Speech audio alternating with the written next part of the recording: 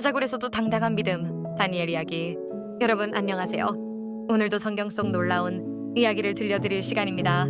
혹시 여러분은 어려운 상황에서도 믿음을 끝까지 지킨 사람을 본 적이 있으신가요? 오늘은 바로 그런 인물, 다니엘에 대해 이야기해 드리려고 합니다. 다니엘은 바벨론 땅에서 살았던 젊은 이스라엘 청년이었는데요. 어린 나이에 나라가 망하고 포로로 끌려가서 정말 힘든 시간을 보냈습니다. 하지만 그 속에서도 하나님을 향한 믿음을 굳게 지켰던 사람이 바로 다니엘이었습니다. 다니엘은 바벨론 왕궁에서 특별히 뽑힌 청년들 가운데 한 사람이었는데 왕의 음식을 먹고 교육을 받으며 훈련을 받게 되었지요. 그런데 다니엘은 왕이 주는 음식 가운데 하나님께서 금하신 것들이 있다는 사실을 알고 마음속에 결심을 했습니다. 나는 하나님 앞에서 깨끗하게 살아야 해. 그래서 이 음식을 먹지 않겠어. 다니엘은 친구들과 함께 채소와 물만 먹겠다고 부탁했습니다. 관리자는 혹시 다니엘이 얼굴빛이 안 좋아지면 자신이 벌을 받을까 걱정했지만 하나님께서는 오히려 다니엘과 친구들의 얼굴을 더 건강하고 빛나게 해주셨습니다. 이렇게 다니엘은 처음부터 믿음의 길을 굳게 지킨 사람이었습니다. 시간이 흘러 다니엘은 왕궁에서 점점 인정받는 사람이 되었고 왕의 꿈을 해석하는 자리에서도 하나님의 지혜를 드러냈습니다.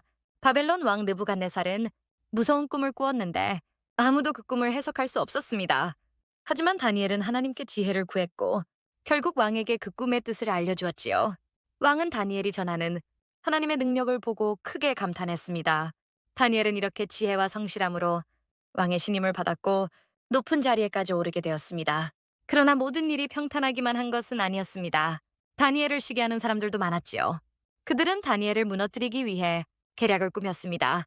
결국 왕에게 다니엘을 겨냥한 법을 만들게 했습니다. 앞으로 30일 동안 왕 외에 어떤 신이나 사람에게 기도하면 사자굴에 던져 넣겠습니다. 나는 무서운 법이었지요. 여러분, 만약 이런 법이 생겼다면 어떻게 하시겠습니까? 다니엘은 그럼에도 불구하고 하나님께 기도하기를 멈추지 않았습니다. 그는 예루살렘을 향해 창문을 열고 하루에 3번씩 무릎을 꿇고 기도했습니다. 사람들은 바로 그것을 빌미로 다니엘을 왕에게 고발했고 결국 다니엘은 사자굴에 던져지게 되었습니다.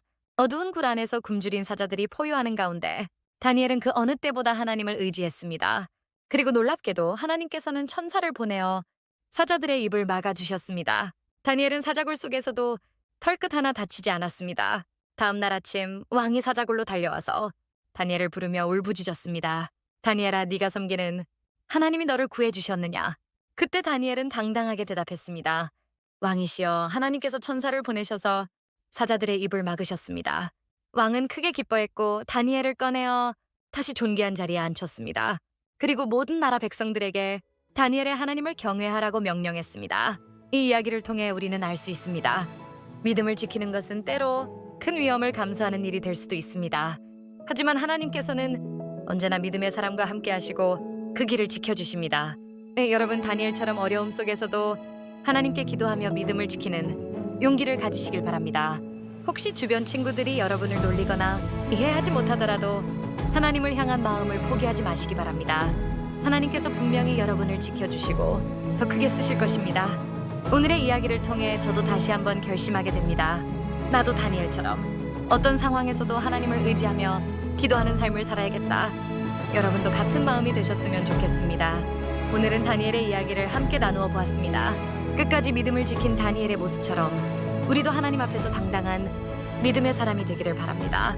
오늘도 함께 해주셔서 감사합니다. 다음 시간에는 또 다른 성경 인물의 이야기를 들려드리겠습니다. 모두 건강히 지내시고 하나님 안에서 힘내시길 바랍니다. 감사합니다.